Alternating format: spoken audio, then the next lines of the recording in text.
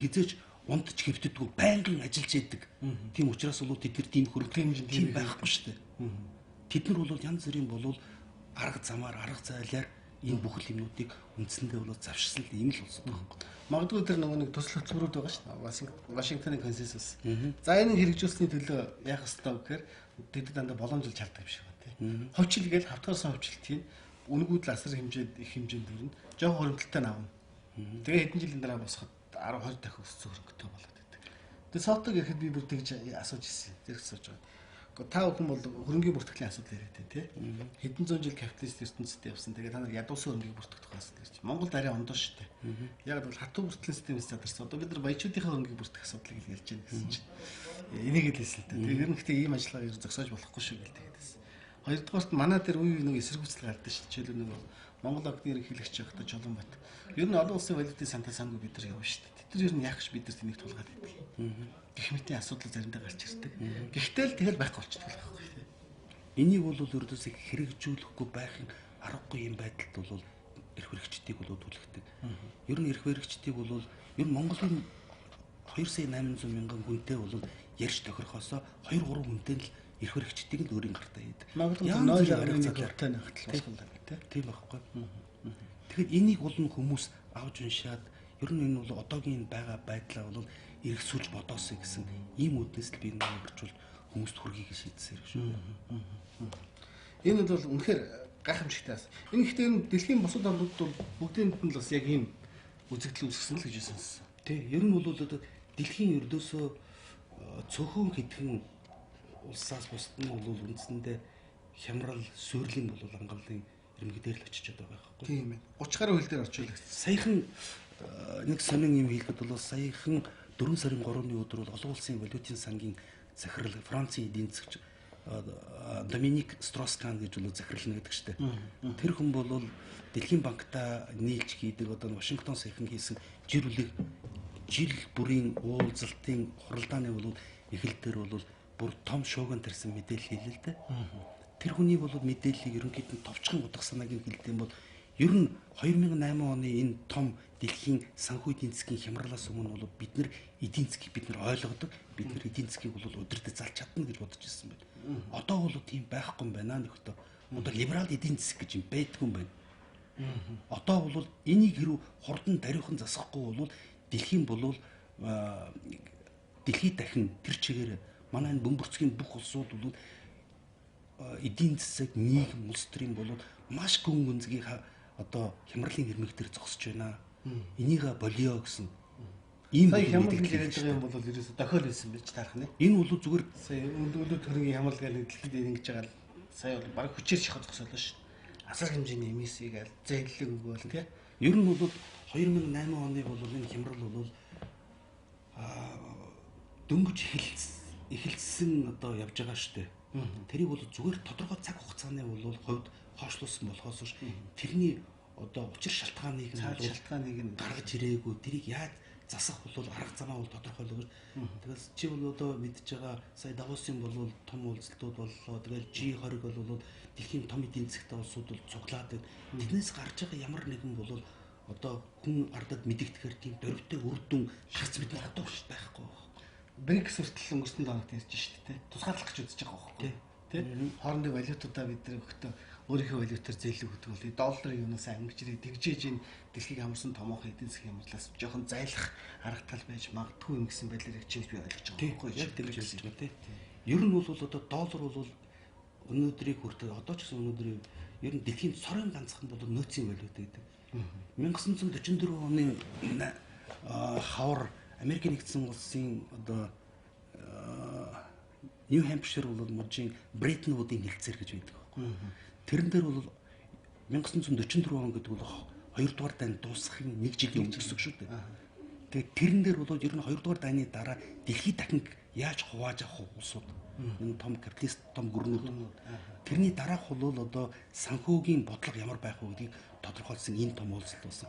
Тэрэн дээр бол олон улсын валютын сан дэлхийн банк гэсэн ийм бол олон улсын ийм даяар том байгууллагуудыг анх үүсгэн байгуулсан төгтөн штэ. Тэдний явуулж исэн бодлого бол ийм үр дүнд төрөгчлээ гэсэн юм л одоо санаа шүү дээ. их эртний улбаатай гэдэг тийм.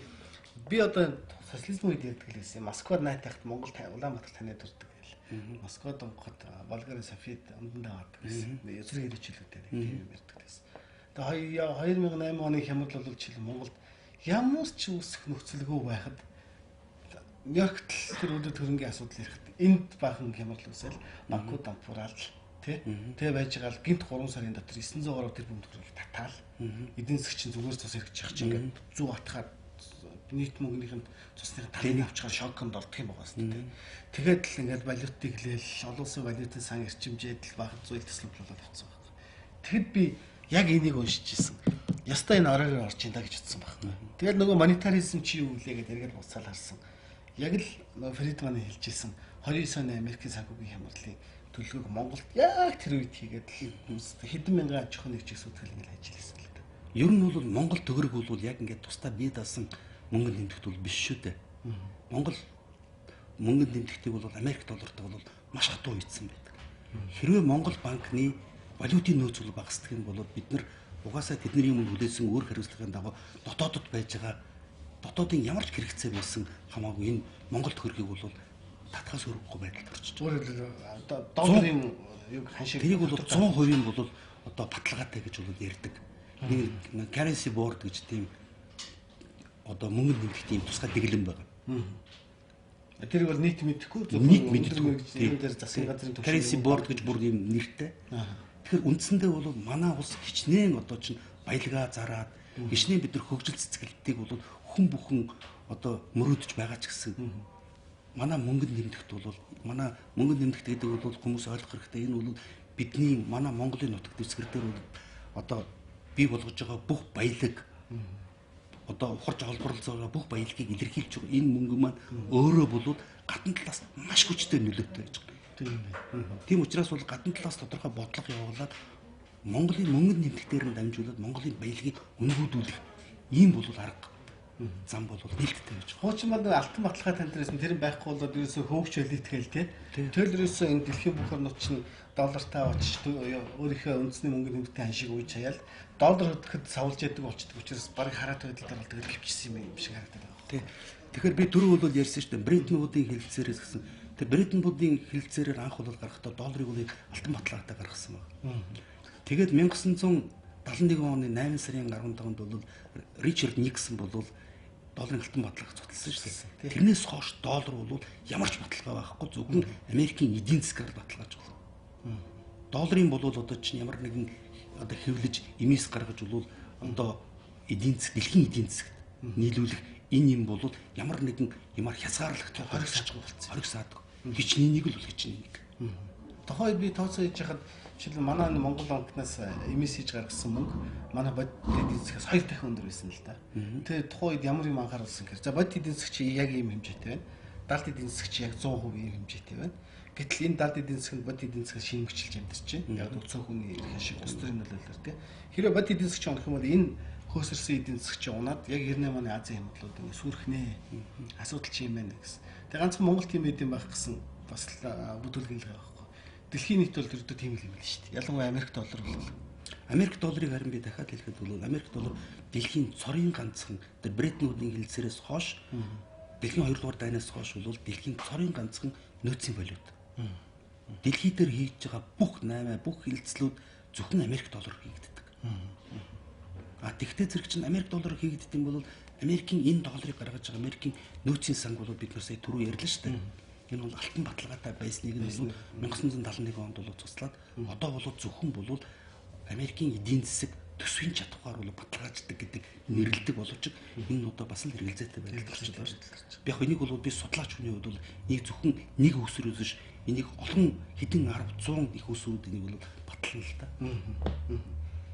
Тэгэхээр за энэ номоос гадна би нэг дараагийн номыг үзүүлэх гэдэг байна. Би бол энэ Уильям Мэнгдалийн Сүрлийн өрөөд гэдэг энэ ном биш шүү дээ. Би таны энэ номыг бүр энэс хэд их ил ажил тогтолтой ном гэж боддгийг. Та ч өөрөө гэж хэлж ирсэн тийм. Жишээлбэл ганцхан юуг л үзэхэд ишил аваад үзэхэд Кишинжерийн хийсэн үг шүү дээ. Нэг тэр хяна гэдэг бол бүс нутгийг л бид нар хянаж чадна. Хэрвээ бид нар хүнсийг хянах юм бол дэлхийд ихнийг хянаж чадна гэх тийм. Өөрөөр хэлбэл 60-аад онд Америкийн нэг үндэсний дэлхийг колоничлох бодлого энэ ард явж байгаа. Гэтэл энэ номыг ярьдаг шүү дээ. За нэг масоны клуб, ромын клуб, за юуны сауны эмэгтэй нийгэмлэг гэж байдаг. Домг шиг юмнууд их байдаг тий. Тэгээд нэг янз бүрийн синдикатууд, зараасан группууд гэдэг ингээд тэр байдаг. Гэтэл тэрийг бичдэг хүмүүс бол заримдаа төрөгдүүлэх гэж байгаа юм шиг ингээд тал баталгаатай. Гэтэл энэ Уильям Энгдал гэдэг энэ хүн бол бүр даяарчлалын судалгааны төв, албан ёсны судалгааны баримтаа тий. Энэ бол эрдэмтэн судлаач хүн. Энэ бол Америкийн эрдэмтэн Уильям Энгдалын одоо сүрлийн өрүүд гэдэг энэ ном бол энэ хүний бол сүүлийн нэг 10-аад жил энэ судалгааны бол одоо бүтээл юм байна. Энэний өмнө бол Америк Британийн газрын тосны бодлого буюу 100 жилийн дан гэдэг юм нэгдүгээр бүтэн байдаг. Гэхдээ энэ номыг бол би авч орчуулсны гол нь болохтой зэрэг бол энэ Монголын хүн бүхний айл гэр бүхний амьдралд бол нөлөөлж байгаа нэг юм байна. Энэ бол бидний өдөр тутмын хүнс эмийн бүтээгдэхүүн байна. Одоо бид хоёр бол мэдж байгаа 20 жилийн өмнө бол биднэрт одоо хэрэгжилж байсан хүнснүүд зөвхөн нэр нь үлдсэн болохоос ш. Тэрний амд өнөр нь үлдсэн болохоос ш.